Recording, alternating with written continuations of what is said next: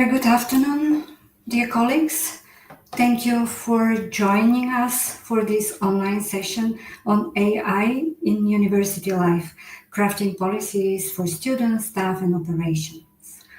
My name is Violeta Usolkova. I am the director of the Center for International Cooperation at Masaryk University, and it is my great honor to moderate the session. The session is organized by Masaryk University in cooperation with the Hack Network, where 7 universities over the last 10 years have been pooling experiences and resources to set up collaborative initiatives and innovative projects. Of course, this session would not have been possible without a tremendous support of the Vice President of Harvard University, Dr. Klara Jelinkova, and her very supportive team. Thank you very much for this.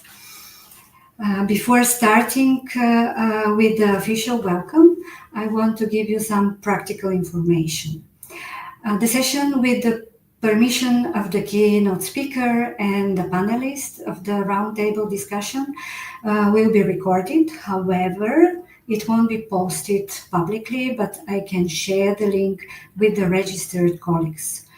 We will have 2 time slots or even more. It depends on the questions and the time that we have for questions and answers. So do not hesitate to send your questions to the chat whenever you want. They won't be displayed instantly because we don't want to disturb the presenters and the audience. Please feel free to write them down whenever a question pops up in your mind. We have a great team in the backstage. They will collect all the information, the questions during the presentation and roundtable, and my dear colleague Lenka will moderate the questions and answer session, and I believe all the questions will be answered. Let me also explain the expectations and the objectives of the session. AI is a buzzword right now, and of course at the universities we do courses and programs on it. That's normally for all of us. We do have a lot of research and it is expected from us. But we don't want to focus on this today. There are different opinions on how beneficial or risky the AI might be. We don't want to open the discussion here. We do not plan to debate on this today.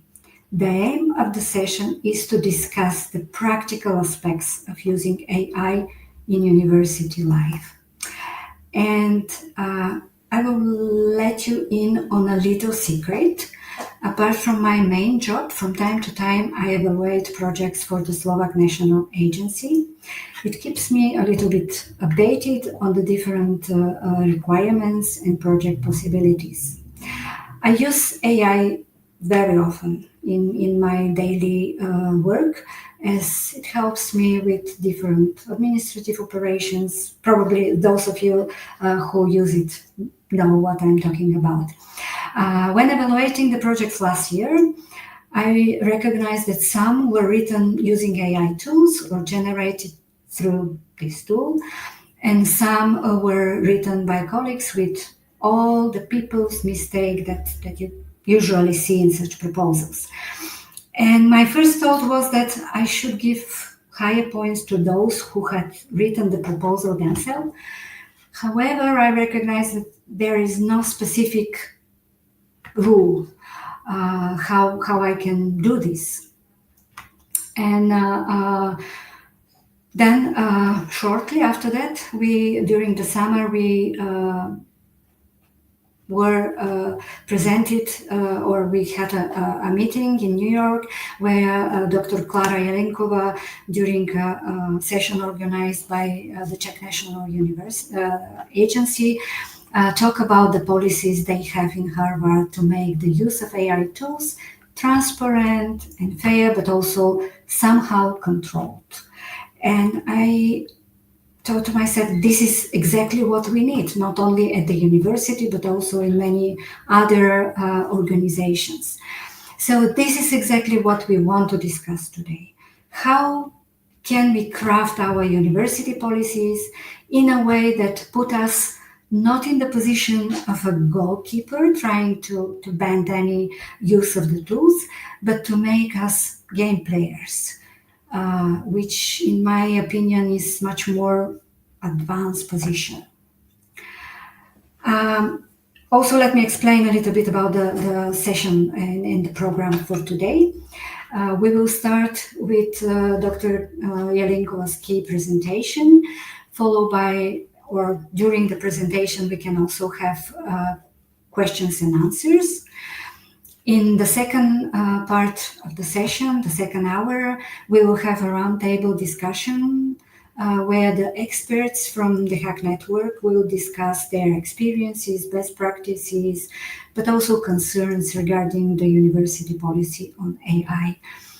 This part will be a very informal discussion among us, and you can ask questions to the panelists and also to Dr. Jelinkova, who will stay with us the entire time. We will finish with these questions and answer sections and a very short closing sum up remarks. So with this, it's a great pleasure for me to give now the floor to Dr. Petr Suchy, Vice Rector of Masaryk University, for his welcoming remarks to open the session officially. Thank you very much, Ms. Director Osochova. Dear colleagues, ladies and gentlemen, it's my real great pleasure and honor to welcome you all in this very interesting and quite unique session focusing on the artificial intelligence.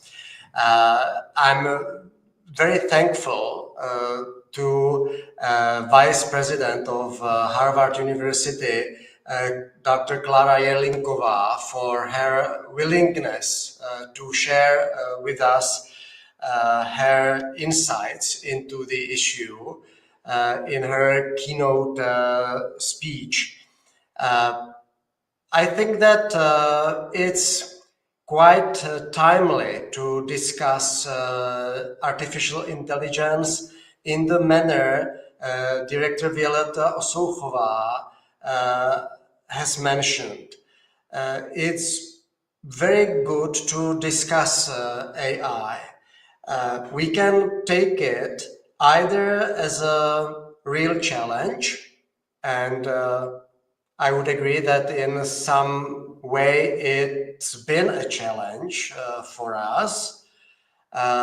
And we also may take it as a huge opportunity. And I believe that we, as we are here, try to apply the second approach. We are open, we are welcoming this opportunity of AI in our lives, in the academia and also elsewhere. And I'm very curious myself and looking forward to following keynote speech by Vice President Jelinkova and to following debates when we can share our experiences, how to kind of get AI under acceptable control, how to tame it, so to speak, so that it becomes our great partner, assistant, but never our master. I think that this would not be good for us as teachers, researchers, and it would not be good for our students either.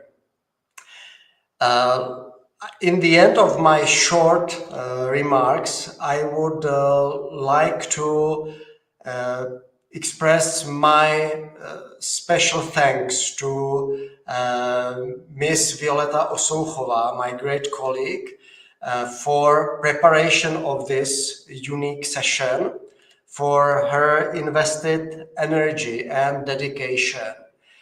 which is so typical for her in all her endeavors. And I also thank to all our colleagues, partners from the Hague Network, because I think that this is another wonderful opportunity to cooperate, to meet, and to discuss hot issues. And I have no doubt that artificial intelligence is one of them. So, thank you all for taking your time to participate, and I look forward to following minutes. Let's enjoy the session jointly. Thank you. Thank you, Dr. Suhi, for your nice words. And now it's absolute honor for me to introduce now the main speaker of the session, Dr. Klara Jelinkova. Klara Jelinkova is Vice President and University Chief Information Officer at Harvard University. She is responsible for information technology strategy, policies, and services that support the university teaching, learning, and research mission, but also business operations. Klara also leads Harvard University Information Technology, Harvard Center IT provider that serves more than 50,000 educators, students, and staff. Before joining Harvard, Klara was the Vice President for International Operations and IT and Chief Information Officer at Rice University. She has previously held IT leadership position at the University of Chicago, Duke University, and the University of Wisconsin-Madison. Klara holds a doctorate in education from Johns Hopkins University, a master's in education from Boston University, and a bachelor in economics and Slavic languages from the University of Wisconsin-Madison. She currently serves on several advisory boards of Fortune 500 companies, and it is a former member of the Internet 2 Board of Trustees. Klara was selected as the Houston CIO of the Year in 2021, and for her work related to identity and access management, she received the Internet 2 Leadership Award in 2019. With this, Dr. Klara Jelinkova, the floor is yours, and we are very much looking forward to your presentation. Thank you so much. It's great to be part of this meeting, and thank you very much for my colleagues in Brno that are going to be advancing my slides, and I very much appreciate it. I also hope that you will feel free to ask questions in chat throughout the presentation, because we will always pause and make sure that we answer your questions, or that I answer your questions in a timely way. So let's just get started. Speaking about generative AI, I'm going to frame it from the perspective of the United States. So I'll just make a quick disclosure that obviously European universities might have different approaches that are framed by unique state and EU governments that you are in, but hopefully this is going to be at a high enough level. I will also note that Harvard University and many leading universities in the United States actually deliver products in the EU through our online education arms. So we are very attuned to especially EU regulation. Next slide, please. So when I was thinking about starting this talk, I thought, I need to have some sort of an illustrative picture of AI at Harvard. And we all know that AI is very promising, but yet, as Peter already mentioned, imperfect, right? So in this slide, this picture that looks very interesting, you will notice that Harvard University is misspelled. There are things that are not exactly right. Who knows what these buildings are, because none of them are actually Harvard buildings. But yet the fact that AI can generate a picture like this is impressive, right? Just to put a little bit finer point on this, in the next slide, I just want to show you a piece of research that was done at Harvard Business School.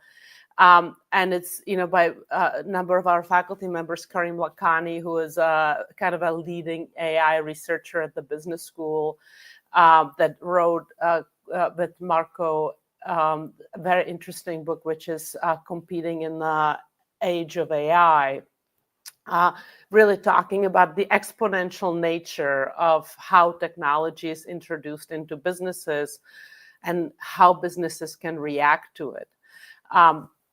The study here that is very interesting is it's a study that was done at Boston Consulting Group. So it's a knowledge worker environment.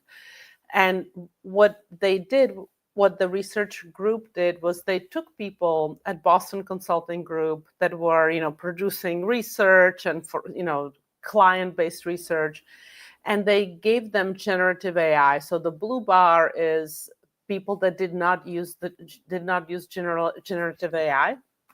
So that's the control group. The green bar is people who use generative AI, and the red is the group that actually received training in addition to using AI. And what you will notice is the shift to the right in quality of responses. It's remarkable, right? And let me just say that the quality was actually rated by human reviewers. So humans have rated people that were using generative AI for, client write-ups, etc., higher than people who did not. And so that from that perspective, you can see why this is in workplaces across the United States and across the world where generative AI is starting to take over, right? And training only marginally improves people's performance. But again, you're talking about pretty knowledgeable, technically savvy people who were using it.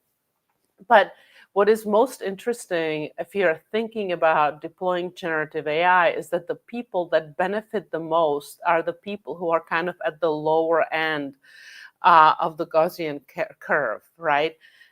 So people at the lower end improve more than people that are already expert. So this kind of explains why generative AI is so interesting, but it also shows the challenge that we might sometimes have judging outputs of generative AI because it sounds so convincingly human. So let's just move to our next slide. Because you would think from this bar, from the chart that I was showing you, that somehow immediately AI would be able to replace humans, right? But that's not actually true. And there have been a number of articles after the hype of 2024 that have been showing that people are having actually hard time, companies are having hard time showing ROI as a result of generative AI deployments.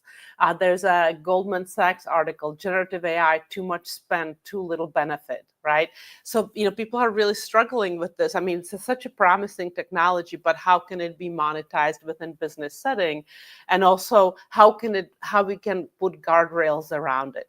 So the reason why I'm using this kind of framing is because the conversations that we are having at our universities are very much the conversations that businesses are having as well. And we are all trying to figure it out together. And I think this is an opportunity where universities can lead or do research that informs societal use of generative AI. So let's just kind of dive a little bit more deeply, and I'll just talk to you a little bit about high-level approaches. So, in general, if you think about generative AI at leading universities, it's really three different buckets into which we all fall, or we all do one of, all of these three things to a varied measure, right? The first is we have all provided clear guidance and best practices, but at pretty much every leading university in the United States, you see enablement of experimentation. The second bucket is us building custom tools or developing kind of deep industry partnerships with either one partner or multiple partners. You may have seen that Harvard was just 2 weeks ago in an announcement about deep partnerships with OpenAI, but we have always also have partnerships with Microsoft and Google and other companies. And kind of really figuring out how through these partnerships we enable needs of students, faculty, researchers, and staff. And I think thinking about these distinct groups is as discrete is pretty important, because in some ways the student elements of this are quite vexing, actually, given the way that we teach. And last but not least is kind of this area of community engagement, workshops, training, faculty discussions. And again, there are some pieces to this where we are really deeply thinking about what is the future of education, what is it supposed to look like, what does it mean from a perspective of students coming in, expectations that we are placing upon them, and what should they be graduating, what types of skills and knowledge they should be graduating with as they enter a world in which there is a level of automation and cognition that we have not seen before. So let's just look a little bit kind of specifically at Harvard. So this is a generic approach, but at Harvard, early in 2023, that's when ChatGPT kind of took the world by storm, and Anthropic released Claude. And immediately in the IT organization, we knew that we needed to support Harvard in remaining at a leading edge. We originally thought that we were going to be able to sign contracts immediately, but if you have tried to negotiate contracts with startups, and OpenAI at that point was a startup, you would find out that it was non-trivial, especially if you wanted to have terms that were beneficial to your university. So we ended up deploying, kind of in the custom tool category, what we called an AI sandbox, which was actually a result of an innovation program that I run inside of the IT organization, where the IT staff actually proposed it, and since then open sourced that product. So if you want to run a sandbox for your university, you absolutely can. So we enabled the sandbox and gave broad access across Harvard to the sandbox. In summer of 2023, Microsoft announced Copilot, so you can really see this momentum building. And we realized that we needed to give people some guidance on using it and making sure that people were using it safely. At the time, what our guidance primarily focused on was intellectual property. We told people they can only use the sandbox because that was protecting our intellectual property and data security. We made sure that people were streaming through university contracts and not using free tools. So that's the contractual exposure. But we also made it very clear to everyone that we were committed to a human in the middle design, which is what we call it, where the person is always responsible for the output. And we started to provide guidance, especially in the intellectual property space. We were watching different agencies, different publishing companies, seeing that some would allow that people could use generative AI, some would not, and kind of advising researchers on what was allowable and what was not allowable, given the nature of research that they were doing. And we also started our work streams. We have an administrative, academic, and a research work stream, or teaching and learning and a research work stream. So in 2024, there was more products that were being released.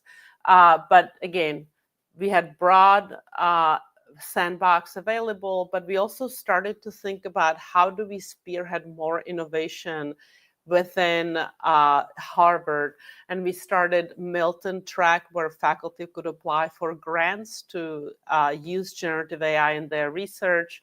We started an EVP AI innovation program focused on administrative areas where administrative units could come to the IT organization with a Shark Tank style pitch. If you happen to know what Shark Tank is that just they had to kind of talk about what is their business problem, and if it was compelling, we would help them develop a tool. Then we would capture whether or not the tool addressed the need that they proposed, and if it did, we would scale it out. And then we also started to provide commercial offerings because we wanted to make sure that people that had advanced needs would be able to use kind of rapidly developing commercial offerings, including ChatGPT, Microsoft Copilot, Duet. We basically did contracts across the board with all of the leading institutions, with all the leading AI development organizations. And it was then through these innovation programs that we were actually piloting them on the use cases that people brought to us. This past summer, as you probably know, ChatGPT.edu was announced, and we did broad licensing. So across Harvard, all students, faculty, and staff across FAS and Harvard Business School have access to ChatGPT under very favorable contractual terms, and people who are not covered have access still for free to the sandbox. And so right now, the point that we are at is we are assessing ROI. That's why the slide with ROI was so important, because we are trying to figure out how to best maximize the investment that we are making in AI. So let me just kind of pause there. Any questions that people have that you want to ask, or I can just keep going.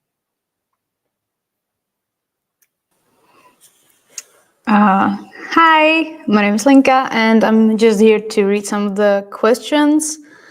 Alexander asks, what I think we should have learned since the study by Fabrizio et al. From 2023 is that it is much less of a general quality improvement, but that the extent of improvement highly depends on how the technology is applied, i.e. AI literacy being much more relevant than mere access of or usage as such. That's not really, I think, a question, but would you like to add? Oh, sure. I mean, remember that, this is like a 2-minute summary of a very long study. So I would encourage you to actually read it if you want to kind of discuss the specific details. One of the interesting things in the study that kind of supports your point is that there was one task in which the AI was designed to fail, and the people that were using AI failed with it by far more frequently, showing that people have a tendency to yield to AI given the very compelling writing that it can do, right? As far as AI literacy goes, and I don't mean to diverge from the talk, but there are super interesting studies. Gartner had an incredibly interesting study that showed that generalized training is actually not very effective. And in business settings, general training, kind of the type of training often provided by workforce development or HR organizations, is actually less effective than no training at all, interestingly enough. The training that is most effective is training that is tied into a business setting and a workflow. So more specific training. So I know that we use the word AI literacy, but it's always interesting, kind of what do we mean? Mind you, the Gartner study is primarily for adults, not necessarily for students. But I think it's very interesting for us to think about, and hopefully we can explore it in the question and answer, kind of preparing students for a world that is rapidly changing and what kind of training they need to have on this technology, I think is a very interesting topic. But let's just move right along and talk a little bit more about kind of how did we approach policies, right? So if we can just skip over, thank you, to the next slide. So I'm not going to spend too much time on this because I'm speaking to an EU audience. I'm sorry, largely EU audience. I understand that we have a UK university here as well. But when the EU basically signed this act into the law and started to actually enforce the first provisions this January, we take it extremely seriously. And you can ask, why American University would do that. And the reason is because our online programs are a global brand. Harvard has a global brand. And so it was very important for us to kind of be prepared and be ready. And of course, we take the type of regulation that the EU Act proposes very seriously. And it's actually extremely helpful to just kind of think about your own approaches and how they apply to societal expectation reflected in the Act. So we do not use, by the way, AI for determination of student outcomes or admissions, but we do have online educational products that use frequently chatbots and tutoring assistants and things and those types of things. So we were thinking about addressing the EU regulation and also emergent regulation in China and India. Our first step, shown on the next slide, is to actually form a group of leaders that come together. I chair that group that analyze, and it has our legal counsel, it has our risk office, it has heads of the online programs, and we analyze the act itself and develop strategy for how to address it and what are the procedures and risks, not just risks that the procedures address, but what are the risks that, if we have an emergent act, the risks that we are willing to take. We have, as we have been going through it, we have been issuing guidelines and guidance throughout. So just this past January, we issued a memo that I signed on prohibited uses. What are the standards for applicable use cases that people have thus far, keeping the university and the community updated. We also have, as part of our program, the standard use case review. So if people have an AI use case, they're developing an AI product, they come to our working group, we review their product and advise them. And then we use this use case review as a way to issue further guidance to the university. And we have found this process very helpful. And at first, when I proposed this, I was like really not sure if this was going to work, if people were going to come and give us the use cases. But it has, quite frankly, worked exceptionally well. And people really like coming to the group and having, university CIO, legal counsel, risk, HR, academic affairs, provost office, all of us together and getting like one-stop shop for an answer.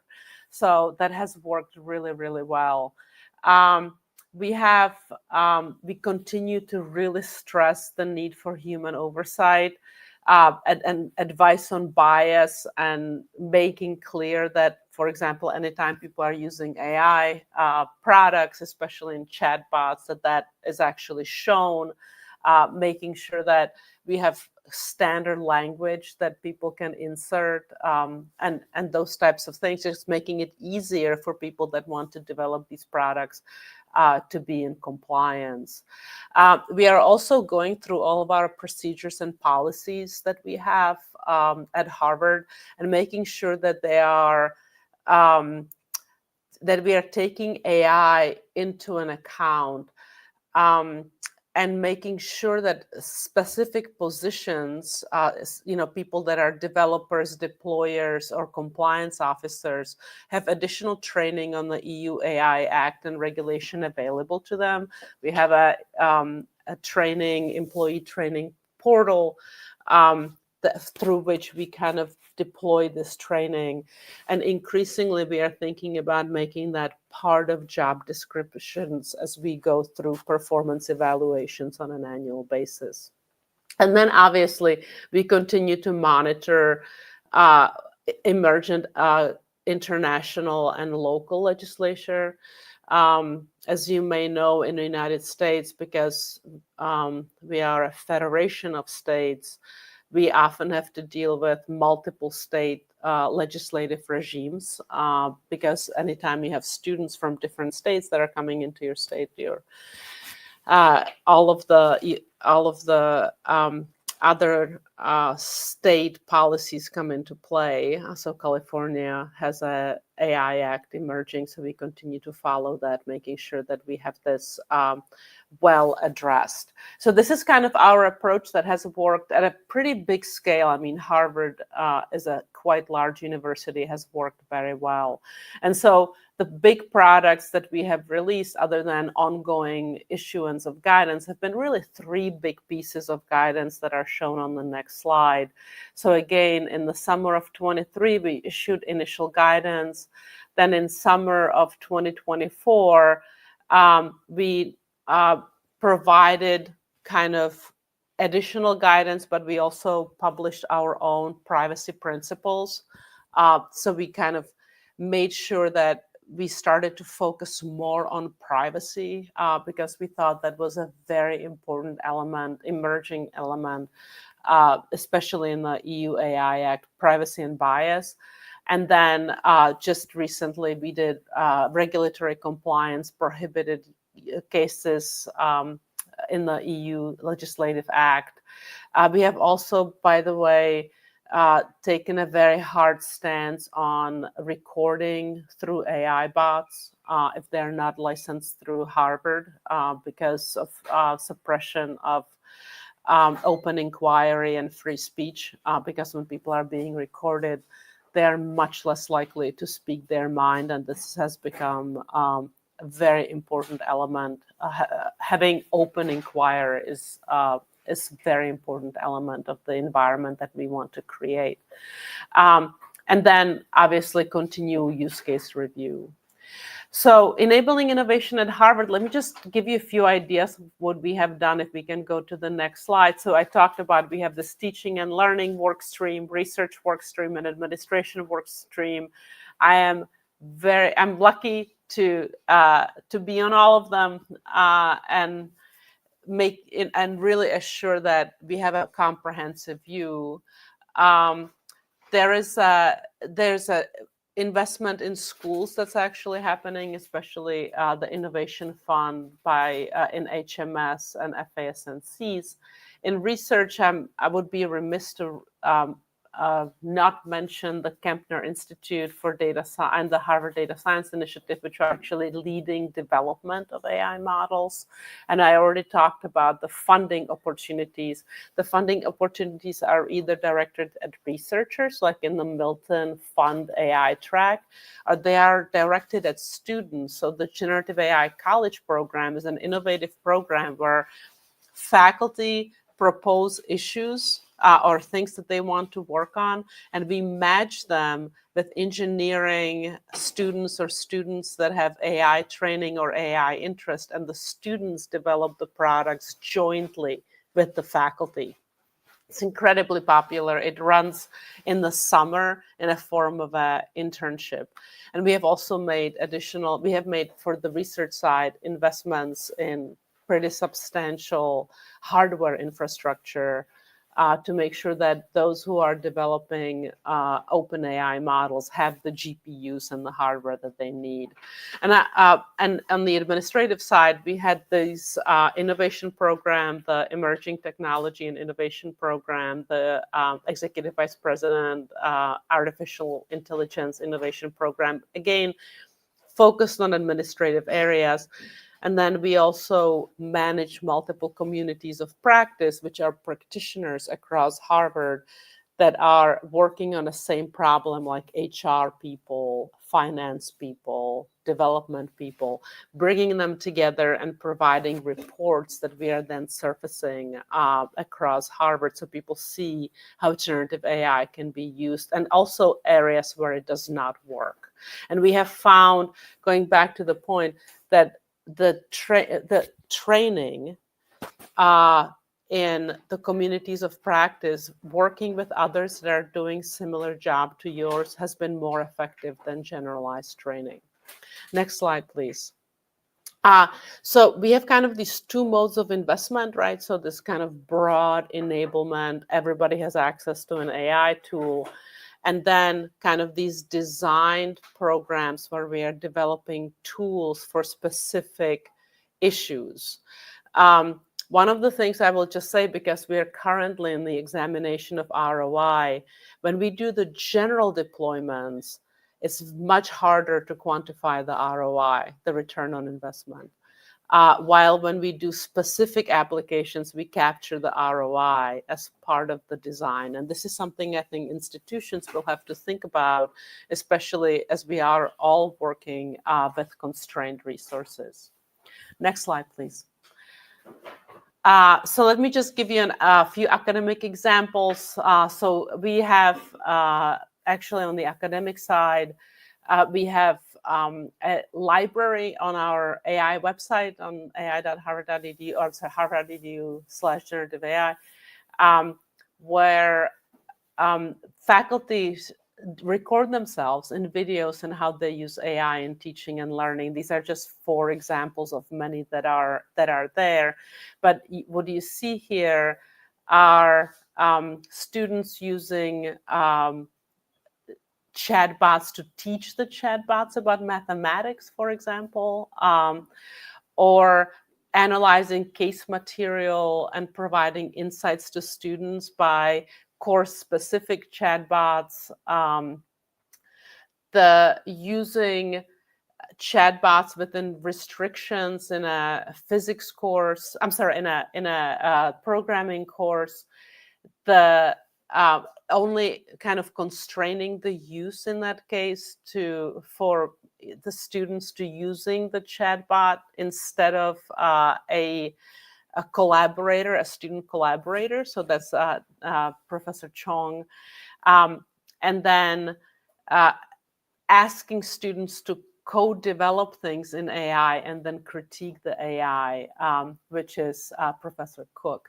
So if you have a chance, take a look at the library. It's recordings. It's very interesting. The other study, again, I always give you references for these papers so you can read them.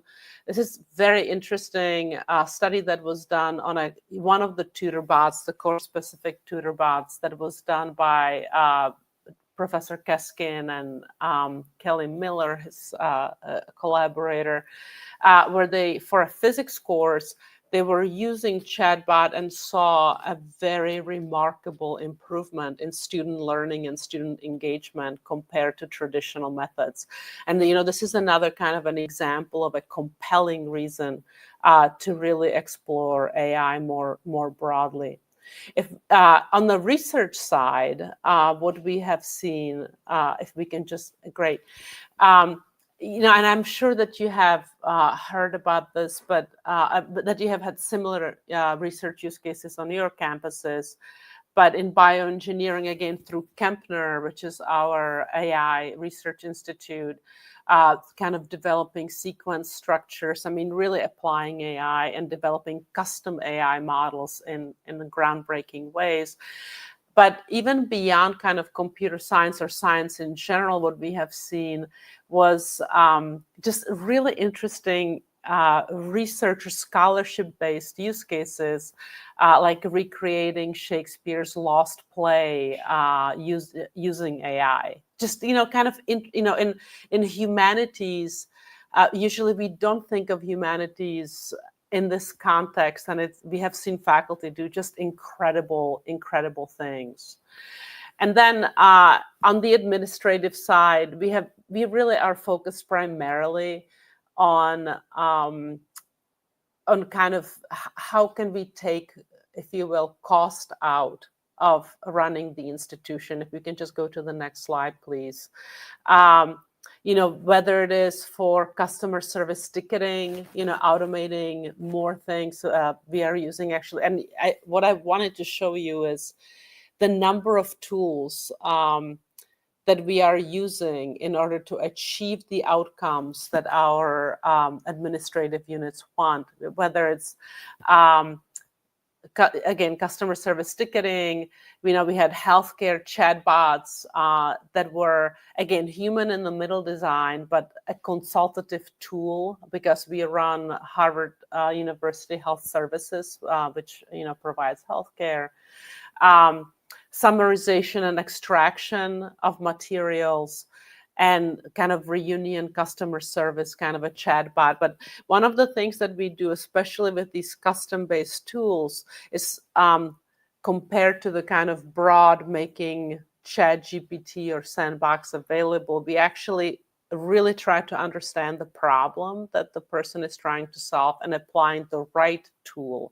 And I think this is an area where technology leaders specifically can be extremely useful at any institution in really helping people think through how to best use the tools that they need. And once that happens, we are seeing these communities of practice emerge, and kind of using a train the trainer model in order to expand on the learnings. So let me just quickly close here by letting you know that what other institutions are doing, or leading institutions are doing, is very similar to what Harvard is doing. You can read about, I chose two just because I'm familiar with them. University of Michigan had very much the same approach that we had with the Sandbox, with their tool called Maisie, that is broadly available across University of Michigan. And faculty and staff across University of Michigan use it to build their custom tools. At ASU, another example you may have seen, University of Michigan had a partnership with Microsoft. ASU had a partnership with OpenAI, kind of created this principled innovation program, and again, developed their own platform. Just like at Harvard, we have the Sandbox, Michigan has Maisie, My AI Builder at ASU. Provided innovation challenges, which is an approach that you have seen at Harvard as well. And really thinking about this ethical AI engine and what it means, and the kind of conversations that we need to have institutionally. So let me just kind of pause there. I think I have used up most of my allocated time, but as always, I would love to see and hear from you, and make sure that you have a chance to ask any questions that you may have. All right, so let's dive into the questions. Violeta says, Klara, you have mentioned standards for AI. Where have you published them? Do you have short guidelines, or do you rely on the courses/training? So our guidelines for use are on our AI website, actually, but we also heavily rely on our internal training portals for this, because anytime you send an institutional email, it might be different in your setting. It needs to be really short, because otherwise people don't necessarily read 5-page emails, right? So so we have kind of quick, these are the 4 things you need to know, and then moving beyond that, we do that in more kind of focused trainings, departmental meetings, more kind of one-on-one engagements. Violet, I hope I answered your question. Next question. Thank you. Do students understand the tools they have at their disposal? What about older generations of university teacher or university teachers? Are they using AI or not? The students have been a vexing problem. So bear with me for a second, right? So we have made one of the reasons why we licensed ChatGPT broadly, and it's not an inexpensive thing to do, was because we wanted to make sure that we had no equity issues. By equity issues, that we didn't have this break. Some students can and some students cannot afford it. And remember that if you have the purchased version of ChatGPT, it is more capable, right? You have access to more tools. And so we licensed OpenAI across the college and across our PhD programs. And initially, what we heard from the students was that depending on the course, and that's true, that continues to be true across Harvard, in some courses, faculty allow students to use generative AI, while in some courses, the faculty do not allow them to use it. And students were hesitant to use Harvard-provided tools because they were afraid that it would make disciplinary action easier. Now, that's why we had to release these privacy principles, and that's why we have access to electronic information policy and all of that stuff that actually makes it quite a bit difficult. We don't actually just like search for people, and we have privacy principles that don't allow us to do that. But I found that very, very interesting, to be honest with you, on the student side. So the students totally understand what tools are available to them. However, are they using them in a way that we imagined when we procured them is a different question. Okay.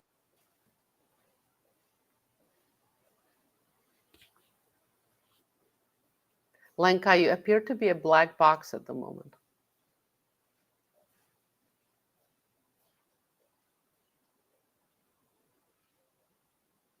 I'm sorry, can you hear me? Right? Is it okay? Can you hear me and see me now? Yes. Oh, perfect. Sorry for the technical issue. Anyway, in the Czech Republic, many experts are still deeply focused on their own domains, which can limit interdisciplinary collaboration. Do you think AI can help bridge these gaps and support the development of more multidisciplinary oriented study programs? If so, is this trend noticeable in the US or at Harvard specifically? Yeah, it's interesting. So Harvard is actually quite interdisciplinary. So it might be a better question for the panel, to be honest with you, because that could be a check, or it really depends on your context. And we do see, actually, the interdisciplinarity is not as much the issue. What I think is interesting and how we see people use generative AI is we have always had a bit of a break, right, between the sciences and arts and humanities, where the sciences were also technologically, very much charging ahead, while the arts and humanities were always a little bit more hesitant. And people were not using computation as much in some disciplines versus others. What we have found with generative AI, because generative AI does coding exceptionally well, we have in the business school now classes where students are taught how to do basic coding using generative AI without actually having to take Python, etc. And so what we have seen is more computational techniques in disciplines where we have not seen it before, just because generative AI is making it more accessible. And I find that trend interesting, that kind of the disciplinary lanes are disappearing a little bit more. Mm-hmm. Okay, thank you. I'll give you one last question, because then we need to move to the panel. But you have the sandbox AI, which can be used to work with one's own IP securely. What do you recommend for smaller universities who don't have the resources for custom AI tool development? Yeah, so that's why we actually open source the sandbox. So what the sandbox does, and I'm happy to put you in touch with our technical team. But what the sandbox does, normally when you're acquiring, let's say, ChatGPT, you're paying per license cost. Each person needs to have a license. And sorry if I'm getting too technical here. What the sandbox does, it allows you to use API access and presents a custom front end.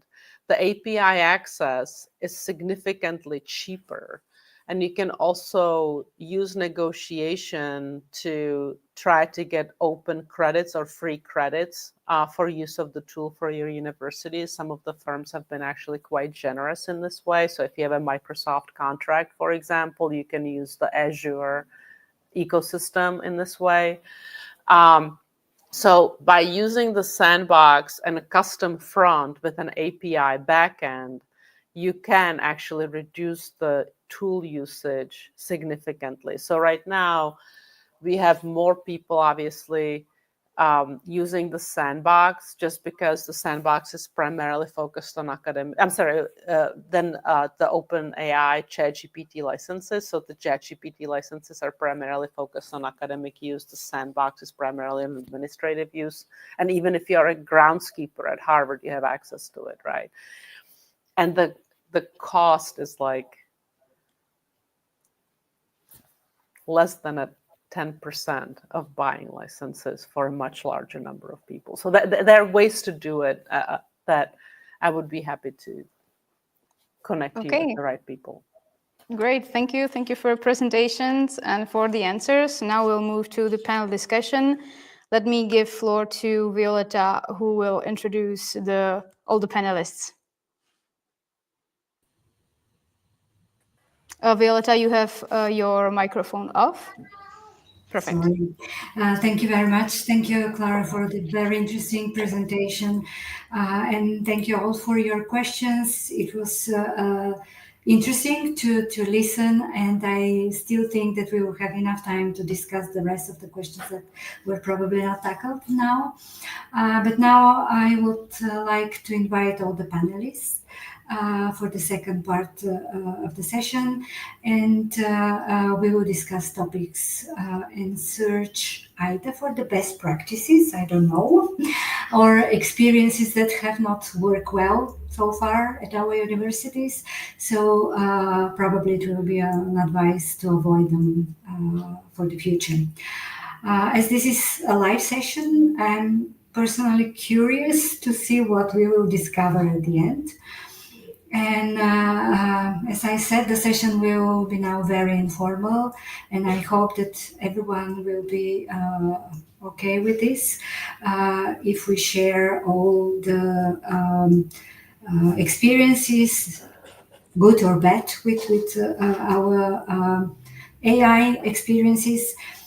So I would like you, if possible, to introduce yourself shortly, very briefly. And we already know about Klara, but I will ask Eva, Naomi, Jan, and John to introduce yourself and tell us briefly what is your position and from which university you are.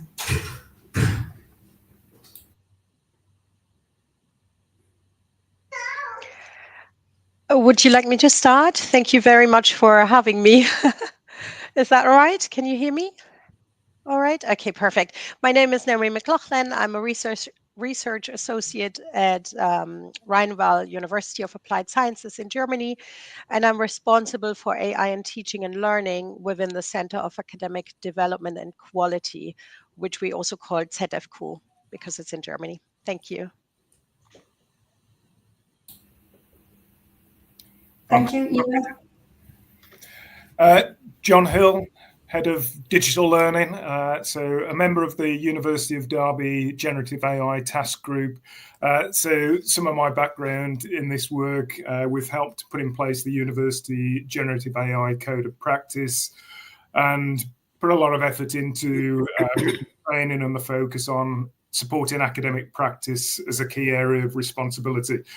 We'll get into some of the areas as we progress with the panel, but just to say, many of the themes coming through from Klara's presentation, human in the loop, the importance of generative AI applications that are part of the digital infrastructure of the university, and that's safer use and establishing communities of practice. But that's my background. Thank you. Thank you. Eva, can we move to Eve? To you? Yes, of course. Thank you, Violetta. My name is Eva Willems. I'm the project lead AI for the Hague University of Applied Sciences. Very happy to be here and exchange experiences. Thank you. Hello, my name is Jan Mysliveček. Thank you for having me.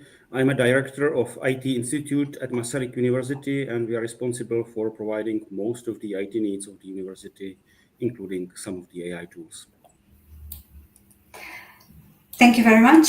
And I will start with my first question, and I'm very curious if you can share your experience. Do you have a policy on how to use AI at your university? And if you have policy, can you share with us if it is more restrictive or permissive? What is your approach?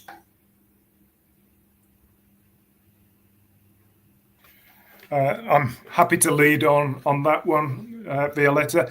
As mentioned just in my opening statement, that we have a code of practice in place, and that's really shaping our approach to training and setting out some of the expectations. And it is very much the expectation that colleagues do engage with AI. And we do push from an AI literacy perspective. I know Klara picked up on some of the limitations around training. So it's more on those approaches around critical use, understanding of the challenges, the opportunities, and making sure that we take everybody on that journey. We've also got in place a responsible use of Gen AI in relationship to research as well at the university. And we have built in to academic regulations notes around use of AI. But I'd say why we've gone the code of practice route at present is really that understanding that it does need to be a journey that everybody's on together, and understand those implications of if we're using an external tool, the difference of that compared to using something within the university infrastructure. And really, it needs that understanding of the nuances of use, and that's not something that a black and white policy approach can control. It's really people's interpretation. It's obviously a very dynamic, fast-paced area, so we need people to be really using their judgment as they go forward. Thank you. If I may add, at the Hague University of Applied Sciences, we follow a values-based approach to AI policy, balancing responsible innovation with academic integrity. And our policy framework allows AI tools when used responsibly and in alignment with legal and ethical guidelines. So it is neither fully restrictive nor fully permissive, but seeks a balance between those two. And we try to emphasize guidance, transparency, and accountability. Thank you very much. Thank you. Naomi, can you share your experience? Yes, I am following on to what Eva said. We have a very similar approach. So we encourage the use. However, everything needs to be disclosed if need be, but it's based on what our teaching staff enables students to do or allows them to do, because obviously there's freedom of teaching. So yeah, it's a very similar approach. Okay, and the last but not least, Jan, if you can also share our experience. At Masaryk University, we do not have a strict regulation. We have a recommendation for teachers as well as students, because abuse of the tools is covered by other regulation, including GDPR and academic integrity. So we don't have anything formal, but we teach, educate explain what are the recommendations, and these are pretty permissive. Just say that you are using it and how you are using it if you do. Violetta, can I just make a Of comment? course, you can jump in anytime. Yeah, sometimes it's really interesting to have your own. Harvard Business School is a very good business school. Sometimes it's very interesting to have your own business school faculty describe to you in business school terms the approach that you're taking. And I would say we all have a very similar approach. But Nitin Noria, who was a dean of the business school, said that our approach that we are all of us are describing here follows an extremely successful global company called Netflix. And there's a book that is No Rules, Netflix and the Culture of Reinvention. And we all are in a period of reinvention in higher education. But the idea within the book is that when you have extremely talented, high knowledge people that are working for you, and that's true at a university, you set general guidelines and a direction where you want to go, but you allow innovation within those guardrails.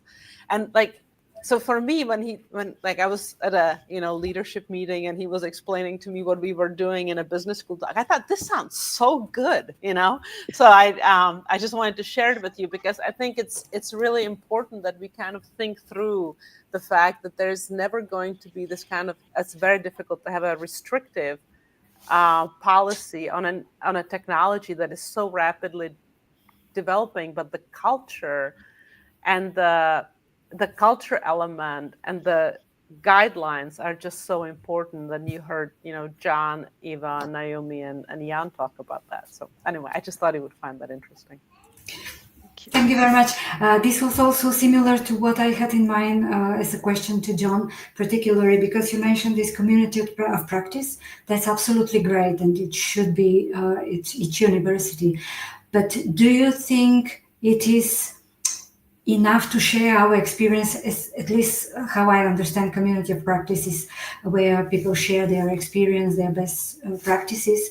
But do you think it will be enough for cases as my experience I explained with the project evaluations, when you don't have a very precise rules? I don't want to say you don't need to have restrictive rules, but you have to have very transparent rules for everyone to know. This is why I also asked Klara, do you have these guidelines or to-do list or something very short published somewhere? If I'm a new student or new teacher at the university, where I will find this information? The first things that I will probably search for is when I use AI in my professional life.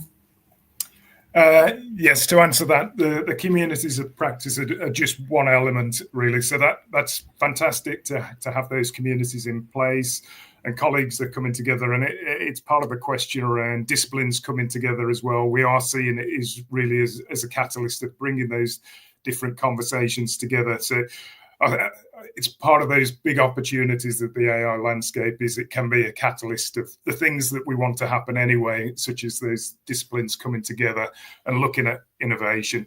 But it is just one part. So to answer your question about, well, if I'm a new academic or I'm an academic that hasn't engaged in those communities of practice, so we do have a large scheme of training. We're also bringing in mandatory training as well. So this year we'll be about to run that. That won't cover, again, the point about how to use the system, but it will be, these are the rules of engagement. So these are the guardrails, and absolutely endorse that how Klara positioned it, that we are very much looking at guardrails. There can't be black and white rules. It's got to be work within these defined parameters, and that's the way to engage with it. Technology. So part of that is that the code of practice speaks to those guardrails.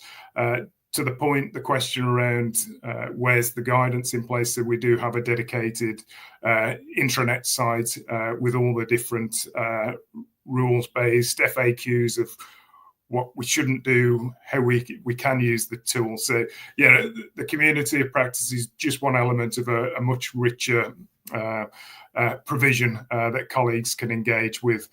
We're also, as part of that communities of practice, though, it does generate case studies, which then feed back into the broader set of guidance out there to all academics. I think there's people on so many different stages of the journey.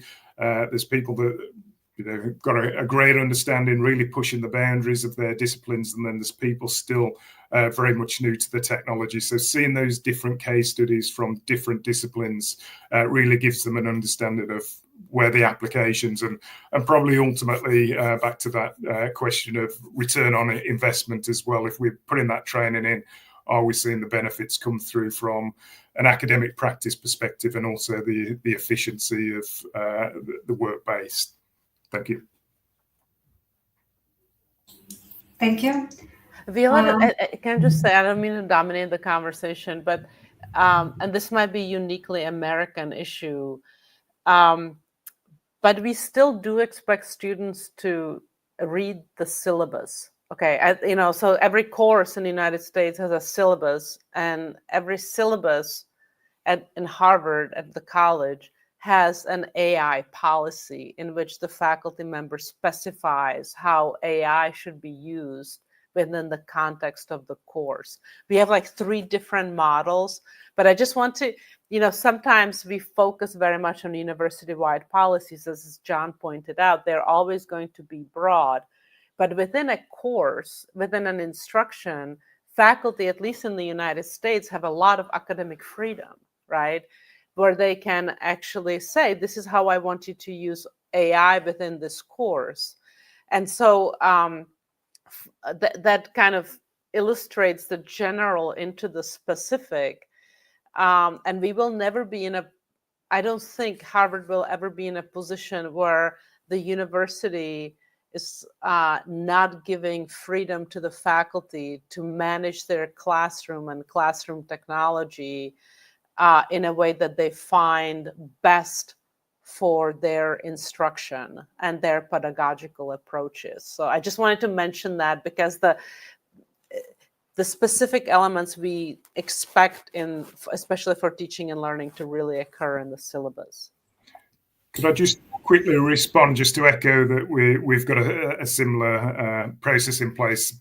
So we're looking at that through the assessment briefs. So in the template now of assessment briefs, academics can guide students exactly for that discipline and that particular assessment, that this is the way to engage with AI under these circumstances. So similar model. Thanks. Perfect. Thank you very much. I like this idea very much, and I think it works perfectly at the university. Do you have any other comments on this topic? Or we can move to the inter or cross-disciplinarity. And it was already a question from our colleagues. How you tackle this? Do you think the AI can help you, or how you manage this cross-faculty, cross-disciplinary interaction, or how do you see this problem at your university and in the European approach? Is there anyone who wants to start?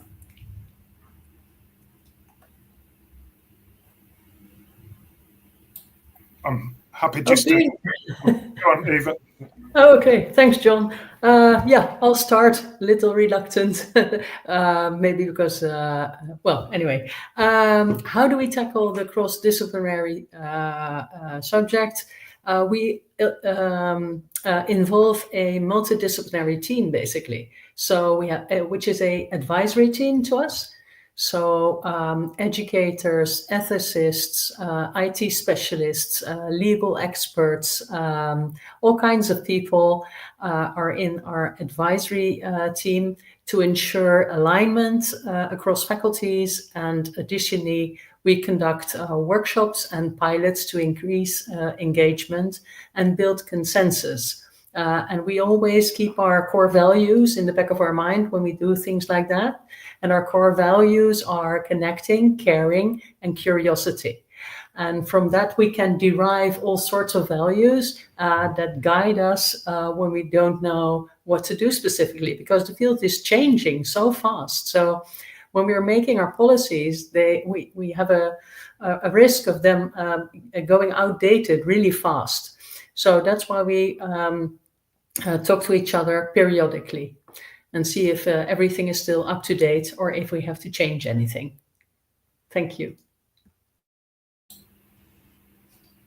Thank you, John. You can continue. Similar approach. It was just to say having a task group in place is really to make sure that we've got representatives from all the key areas across the university, and particularly the point that I wanted to raise was students at that table as well, the union of students representing that student voice. So everything that we're bringing together, the training that we're putting together, has that student voice in the process. But do you think that using AI can improve this interdisciplinary cooperation? I think the point that I was making earlier, it can certainly be a catalyst for that. I think the mechanics of itself can help.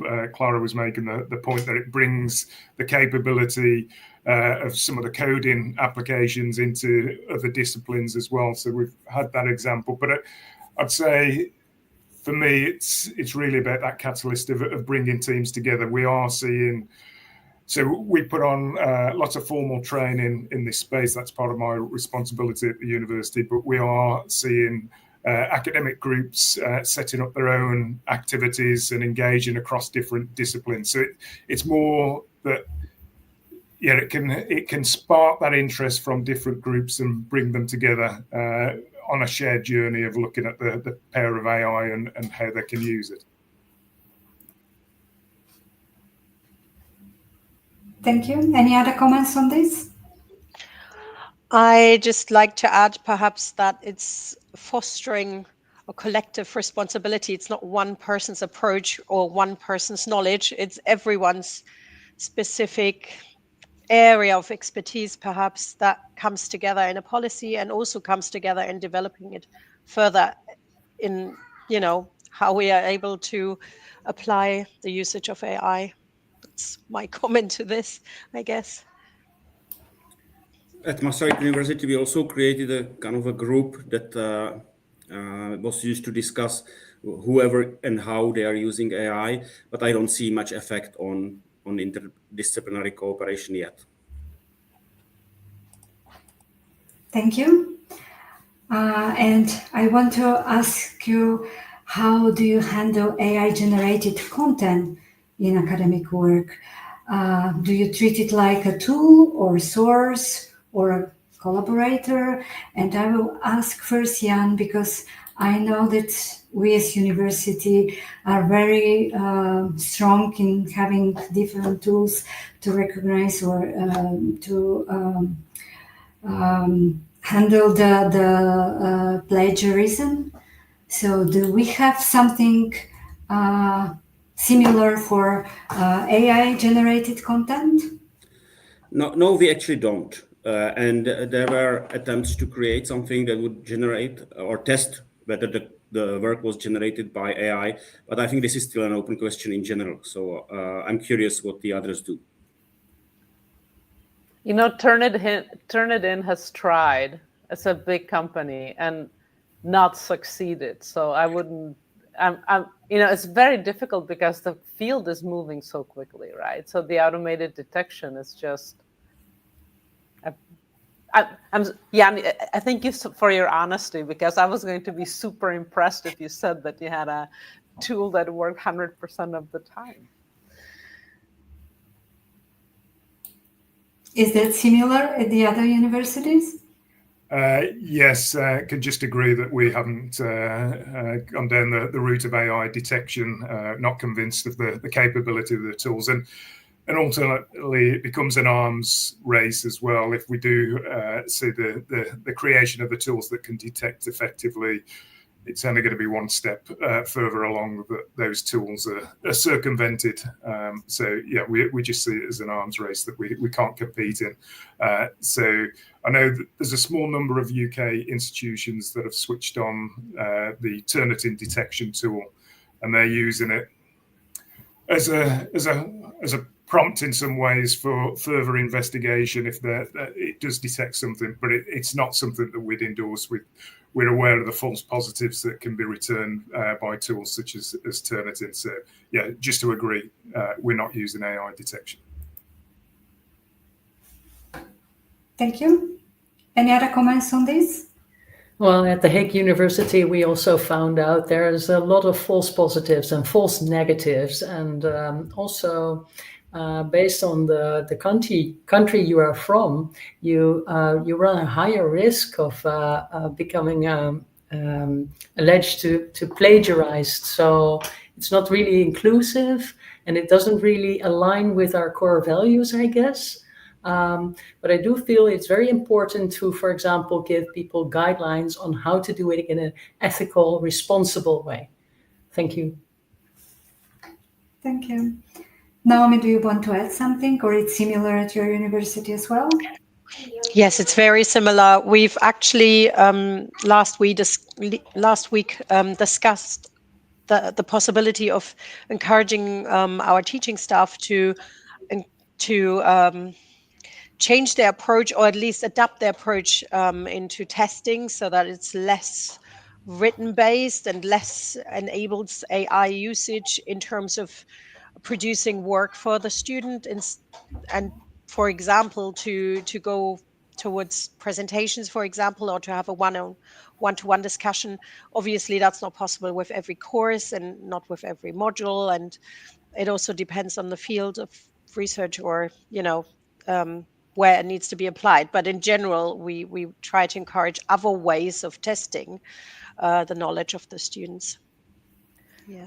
Naomi, you're so right, because as much as we have seen similar lack of success with automated tools, we have found that the faculty modifying the assignments and the approach is actually the most effective way of combating the plagiarism and changing the assignments. I think it's, and I think that's why so much of the conversation on campus right now is about what is it that we are teaching the students and how to approach it pedagogically. And I think it's, at least our faculty are very interested in having these conversations and really kind of probing more deeply into this question. So thank you all for bringing that up. Thank you. Thank you. And before we give place for audience to ask questions, I have one more question on this section. Where do you draw the line between legitimate use of AI and academic dishonesty? Do you have any line, or it is really up to the academic staff, to the students, if they follow the standards? It is absolutely up to them to use without any line. I'm really curious how you work with this. I mean, we have had definition of plagiarism for a few hundred years, I think, which is presenting someone else's work as your own. And so it's, I mean, mostly the faculty either say, you're supposed to be using AI, but if a student is presenting work developed by AI as their own work, that is the fundamental nature of plagiarism, right? So I don't, sometimes I fear a little bit that we feel that we have new technology and we need new policies, even though you would think that we had clarity on this issue for some period of time, right? Okay. So you treat it as plagiarism, actually. If they don't present the work as their own, it is allowed to use AI for... It depends on the course. I'm just saying, it's like, kind of if you're thinking about the line, if there is a line, it is presenting the work as your own, right? That's where the line usually lies in most academic work. I'm sorry, John, you unmuted yourself. You might have a different I was just going to support your point that in academic regulations, we've just put generative AI as an example of a type of plagiarism. So yeah, it fits exactly with that existing definition. And then it was the point that we were discussing earlier around bringing it into assessment briefs as well, that we can say the particulars of the expectations of the use. So that's where there can be the differentiation. But at that high level, I think it's quite a clear statement of, yeah, not passing off AI work as your own fits in with that general plagiarism definition. I was going to add, transparency is very important. So long as the students, they can use it if that's allowed within their setting, but they have to be transparent about it. And I think disclosing the use of it is better than hiding it, I guess. So I think that's where the encouragement needs to be, that if they are allowed to use it. And also, in addition, I wanted to say some students perhaps don't even know that they're using AI, because we're always talking about ChatGPT and similar tools. But if they are using Grammarly, for example, and rewriting their essays or their homework, it's also AI, and that had to be disclosed before as well. So yeah, I think it needs to be clarified what counts under AI usage and the tools they use, and if they do so, then just be transparent if it's allowed, of course.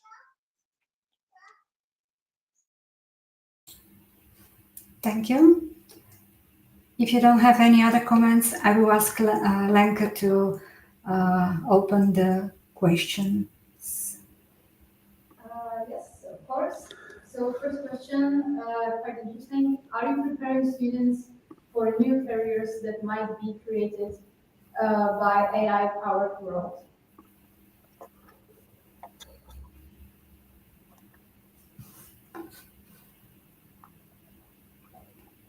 And maybe I'll give you a hint following Jana's question. Should there be a mandatory course for AI prompting in degree programs, including ones outside computer science/engineering?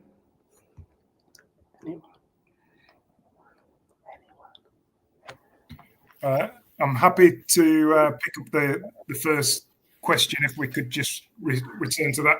I think that's absolutely central to our code of practice, and why we're putting the energy into supporting academic colleagues to adapt to AI, because we do need to make sure that students are prepared for industry, and that we are building in that AI literacy into their studies. I think if we don't do that, we are absolutely failing students on their journey through into industry. So the answer would be, that's where the energy is going. I don't think it's a perfect position yet, and it's going to be a long journey to make sure it's coming into all the academic practice in an appropriate way as well. There are dangers that we can go too far or not use it in an appropriate way. But that's really where our whole scheme of work, our whole scheme of training, building those communities of practice, putting in mandatory training for academic colleagues, that it does then translate into the curriculum. And I know there was a comment earlier on about bringing it into curriculum design. We are starting to see that come through. We're starting to see it in revalidations as well, where we're getting those significant changes to assessments that encourages the use of AI in an appropriate way. So the answer is yes, but it's a journey that we're on.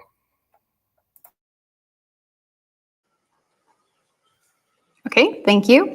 Well, we'll move on to next question. What role should AI play in fostering interdisciplinary collaboration and developing new models of education that go beyond traditional subject boundaries?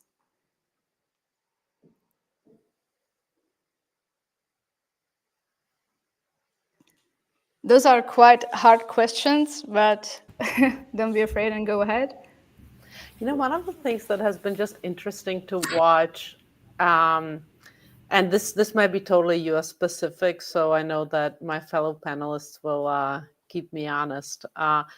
In in the US, and like let me just say, I'm like really tied to the tech industry, so I understand that like I might be having a little of a redheaded stepchild type of comment here, but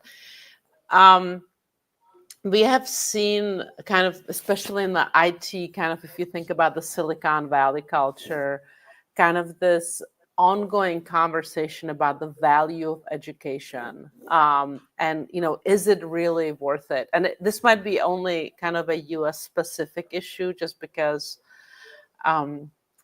we charge more people more for education than our European colleagues, so the value question is probably more urgent here than it might be in other contexts. But I think, when we are asking about new modes of education, I think what is really interesting about this is kind of is really the relevance of universities going forward, right? Especially relevance to industry in areas where the universities are perhaps not seen as leading as much, right? And I hope I don't insult anybody, but as somebody who started in IT in the late 80s and early 90s, we all remember Steve Jobs and people that did not have degrees and started big companies, right?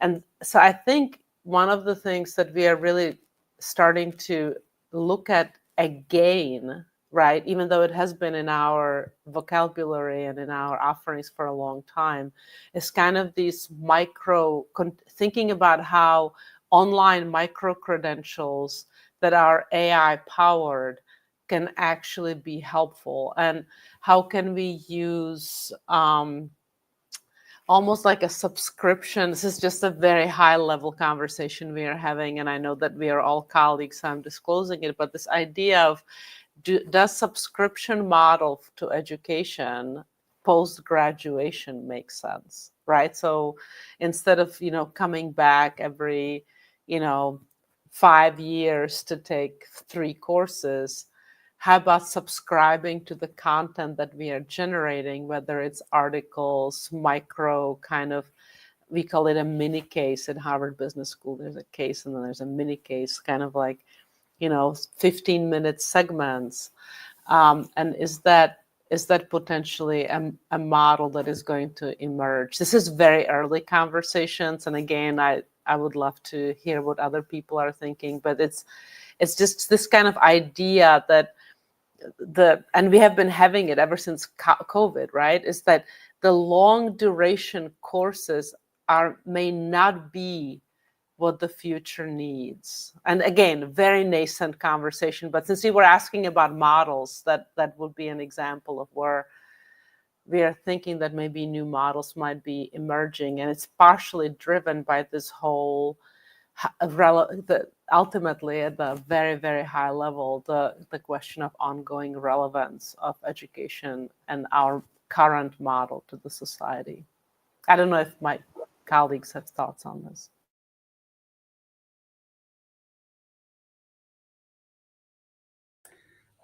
I was on a conference last week that tried to discuss it, and this was discussed relatively a little. Yeah, it was more about how we create a new education using AI. But when I'm thinking about education, why do we have classrooms with hundreds of students or tens of students, right? It's because of the cost. And if you create an AI model and the cost will go down, hopefully, and the models will get better, then you may even have like one-to-one education with your AI model that will be starting very early in your life, before the grammar school, before the basic school, and lead you throughout your life. But maybe at the end, the human will still need to be there, right? When you are really getting to the top, then you will need somebody who is even better expert than what we can put into the AI. And then the whole ecosystem of education will actually change, because you need to still socialize the people, but you don't need to teach them writing together in class of 30 people. And that will change how we teach people long term.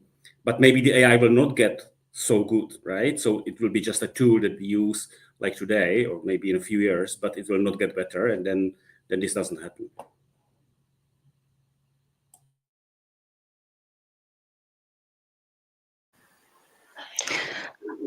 I would like to say I really like this conversation where it's heading towards the modules, because it's like what the private sector is doing already, isn't it? Like teaching in that way, and approaching it like you can step in and you can step out, because if it's a subscription and you no longer believe you need it right now, you can step out, but the lifelong learning will continue. And I think that definitely has a future, because it's already happening in the private sector.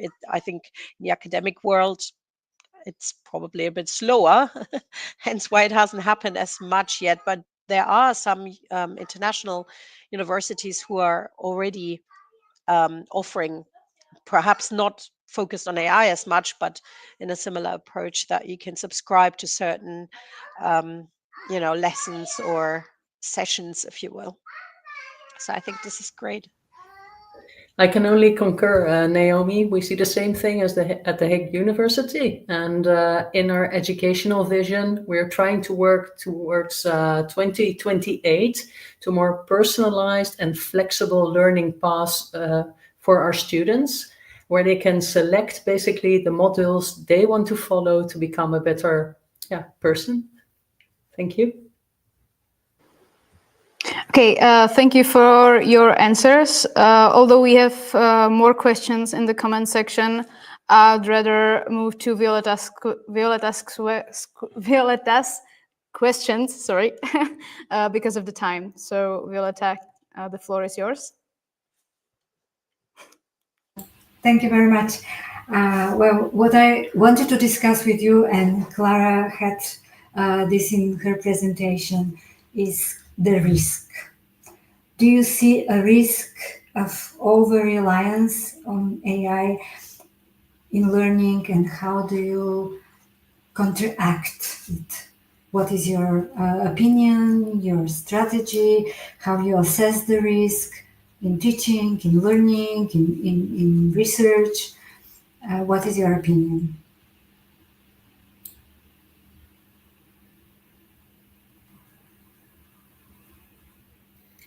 I'll just quickly recap some of the points from earlier. I think this does come to AI literacy. It is that training. It's the guardrails.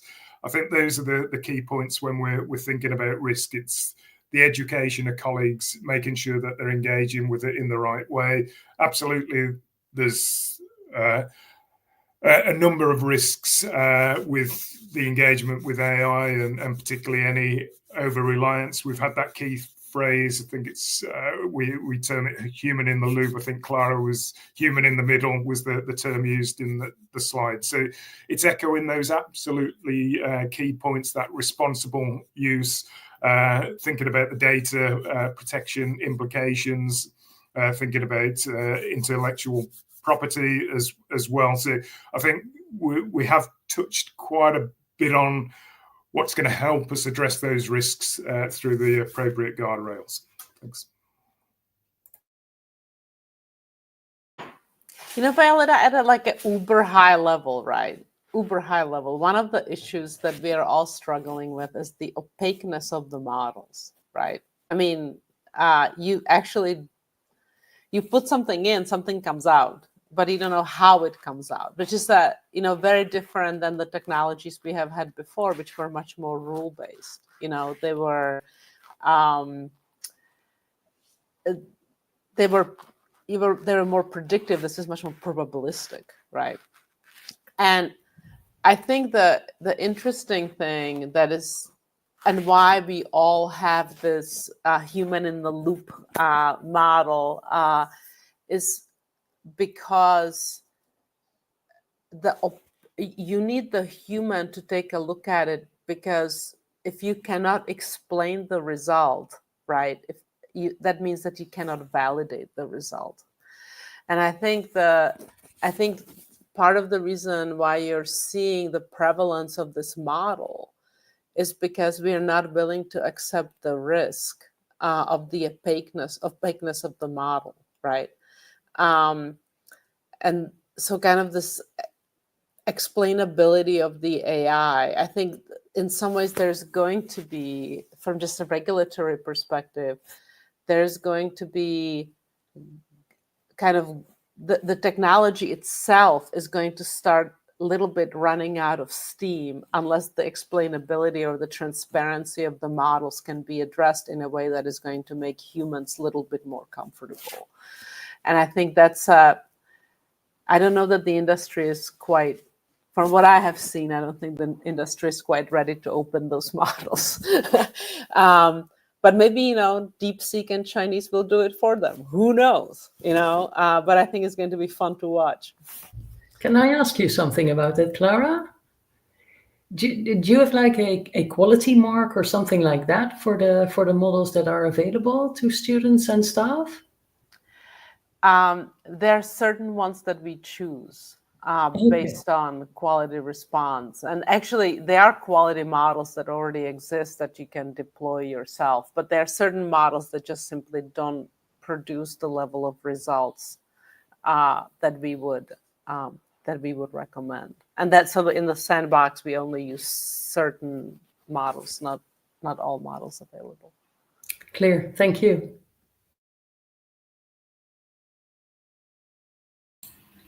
Any other comments on the risk? Do we all have the same opinion and assessment of the risk? Then I will ask you, should there be penalties for AI misuse? Or should university focus on only on education and adaptation instead, without any penalties?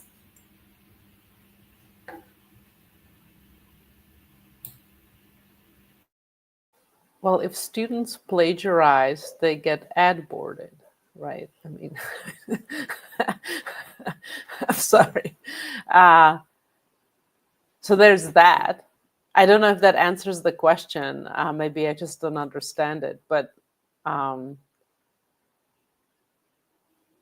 don't know, John, Eva, maybe you have, Jan, maybe you have a better answer. Well, at the Hague University, if a lecturer thinks there is a chance of plagiarism, the student always has a chance to debate with the lecturer, and if the feeling is still there, they have to prove that they reach their learning goals, basically. So it's with them. Thank you. I thought John also would like to say something. Yeah, I think you've covered the point that I was going to make from the plagiarism perspective. I think there was the point that Jan was making earlier, that there's still those rules in place around data protection.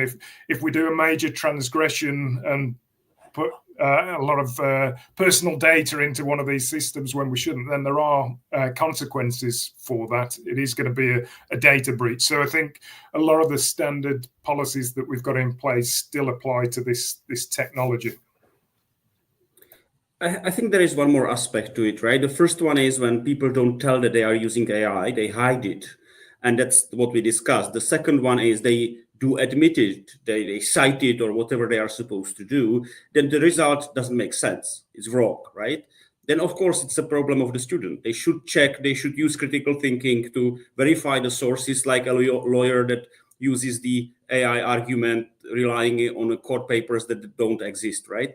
That's a penalty for the student too, right? So that's a mistake and that's a risk that the students have, and we should teach them about that risk and how to prevent it and how to double check. Thank you. And we spent a lot of time discussing how students and teachers are using AI, but I'm curious, what about the researchers? We also allow them, of course, because it's very helpful to use the tools for research. But what ethical concerns arise from using AI in research, particularly regarding data privacy?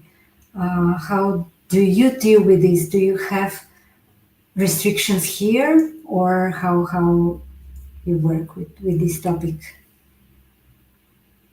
So a colleague of mine is developing a model that basically takes a very large picture coming from a microscope from a medical sample of a tissue.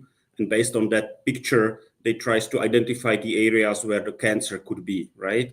All of this needs to be like highly covered by legal experts, right? The contracts, which data, who can use them, how they use them. And then if you want to turn it into a practical tool, you basically want to give the doctor this tool to the hand, you need to certify it, right? To be able to replicate the training that you did and verify that the results actually make sense in humans. So this is very highly regulated area. That's very, at least in Europe, I don't know about the US, that's very difficult to do because it's very important, right, to do it right. I would just say, one of the things, and I'm so delighted to be here with my colleagues because we tend to agree on a lot of things. But one of the kind of through lines in the conversation that you hear is that oftentimes when a new technology comes up, we always think, oh, we need to do new things for the technology. But what you're hearing us say is to say there are actually existing things that we have in place that still apply. And in the context of the more administrative use, we talked about the communities of practice. But remember that we have had communities of practice in the research space called disciplinary approaches and methods, right? And this has been a discussion for a long time, right? There are certain disciplines that use certain methods of research. So if you get a social science research, there actually, if you look at people's papers, you have always like APA format, right? Like, what are your methods? How do you use the methods? And the methods are quite prescribed. I will just say that in the research space, rather than the kind of the technologist telling people or engineers telling people how to apply AI, it is going to be through these disciplinary approaches that this is going to emerge, and those conversations are already happening, right? And so I think rather than having a blanket statement for research, you're going to see different disciplines incorporated into their methods in a way that is appropriate for the discipline. And that just takes time and academic discussion. And I do understand that may not be happening sometimes as quickly as folks may like, but that is the process that we have. And I'm pretty sure that this is going to happen because the academics, at least in my experience, are already having those conversations. But I just again, I'd like blanket rule for all research ranging from, I don't know, computer science, AI model development to Shakespeare. I think that's going to be very, very difficult. I think it's going to have to be a disciplinary approach. But I don't know, John, Jan, Eva, or Naomi might have different viewpoints. Yeah, I'd agree. It's using existing frameworks. So ethic proposals would go to a panel, and it's part of that, considering the methods that are going to be used. I mean, we have put out some more detailed guidance to reassure people, so around acceptable and responsible use of generative AI in research. But it does ultimately come down to looking at those individual ethic proposals and the implications for those particular disciplines as they move forward. So, yeah, I think it's, as you're saying, Klara, it's similar messages in response to many of these questions, that it's leaning into some of the existing frameworks that we've got across the university, then applying them to the AI technology scenario.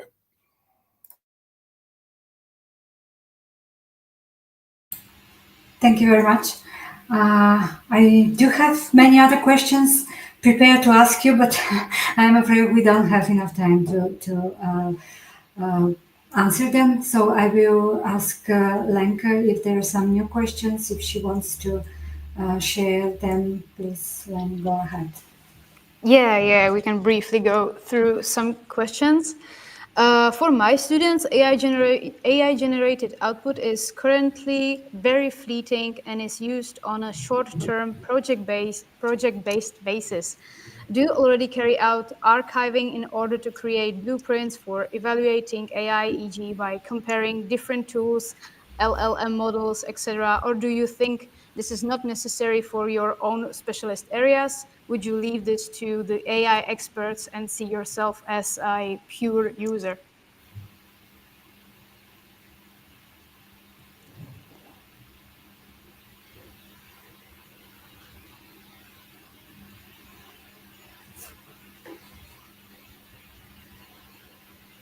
It's a quite long and hard question. does anyone want to answer it, or maybe we can move on to another one? I would just say we don't archive AI output, if that's the crux of the question. We ask students to do it if it is part of the final thesis or something. That Oh they yeah, should sure. put into But the I mean, appendix. like Yeah. automatically, we don't like stream the Yeah. output and I'm sorry. Yeah, absolutely, you're right. And at the Hague University, we do sometimes ask students to use different AI models for exactly the same task to critically evaluate the output and see the differences. So we use it as a tool for training critical thinking, basically. If I'm not mistaken, that's also part of the question here, but it's a very long and difficult question indeed, Lenka. Yeah, it is. I'm so sorry. This is maybe something easier. The usage of AI tools is believed not to be particularly eco-friendly. Is that something that does hand in hand with fast technological development and something that universities have to temporarily accept? Could there be any restrictions from universities because of sustainability goals?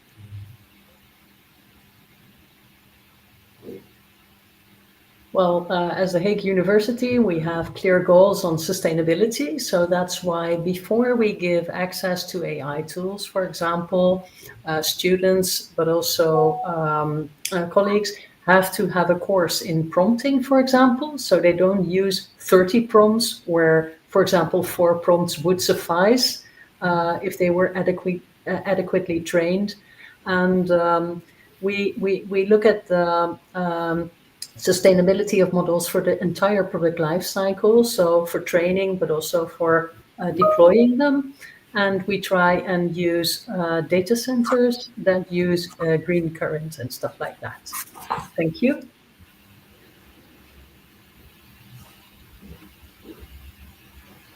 Anyone else? Do you want to add anything, or?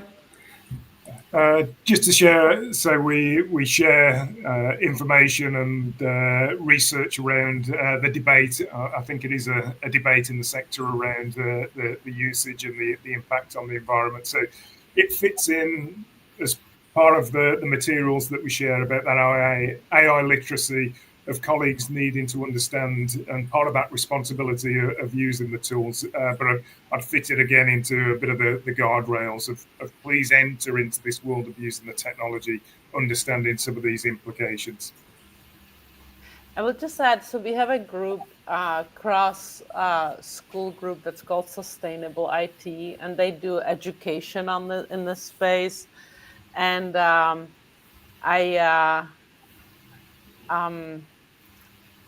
I'll show,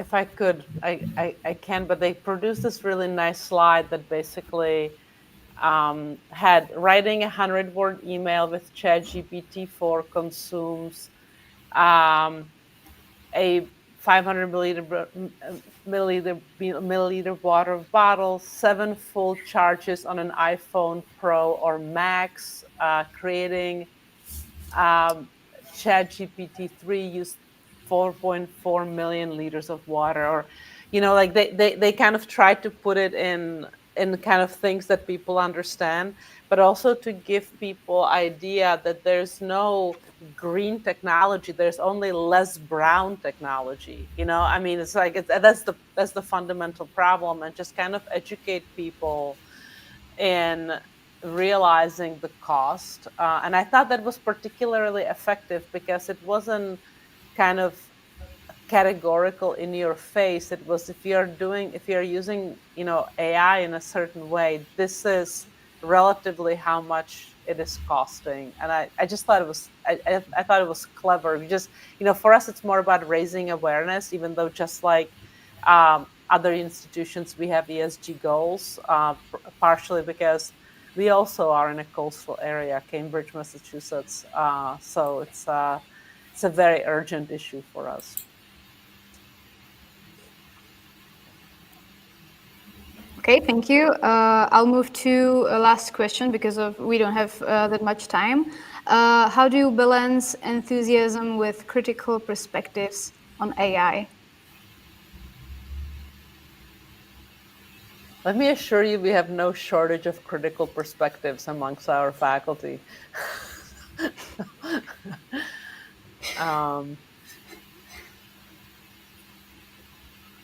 Same here, Klara. And also, I feel like, to expand on that, working with multidisciplinary teams really opens your eyes to multiple perspectives also. And asking students how they evaluate certain situations. So that also helps. But I couldn't help laughing because I totally recognized your statement, Klara.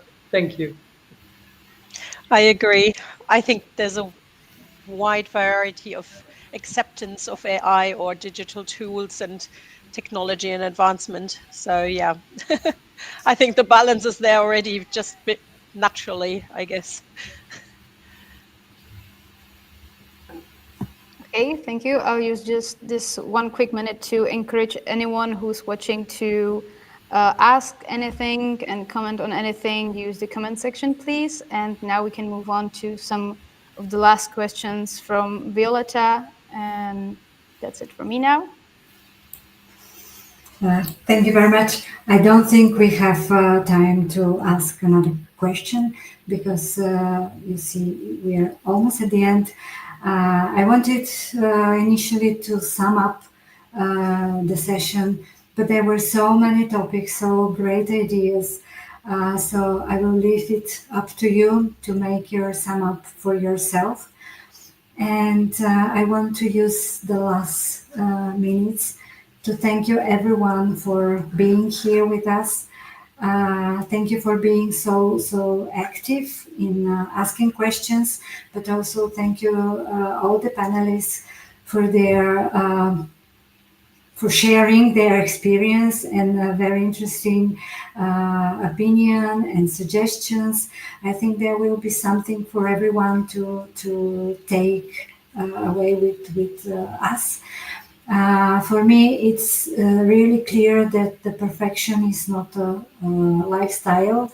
We have to work really very hard to achieve a kind of perfection. You see that even with the AI, we cannot rely fully on it. So it is up to us, to our universities, to make our own rules. And according to what I heard today, it looks like we don't want to be restrictive. We believe that there will be a huge change in the learning path or learning activities in near future, because I believe that it will change very quickly, and we tackled also the micro-credentials and the modules, and for sure there will be so many other changes. Thank you, Klara, for your active participation in the panel section, but also for sharing your US opinion and your Harvard opinion and suggestions, how you deal with this topic and what we can also use as inspiration. Thank you all for your time. And I see and believe that it will be a new community of practice for us, at least for the Hack Network, where we can further work with what we learn and discuss today. And thank you again for your contribution. And see you again somewhere, and let's stay in touch. Thank you very much. Thank you. Thank you very much. Thank Bye-bye. you. Thank Have a you. nice day. Have a good day. Bye-bye.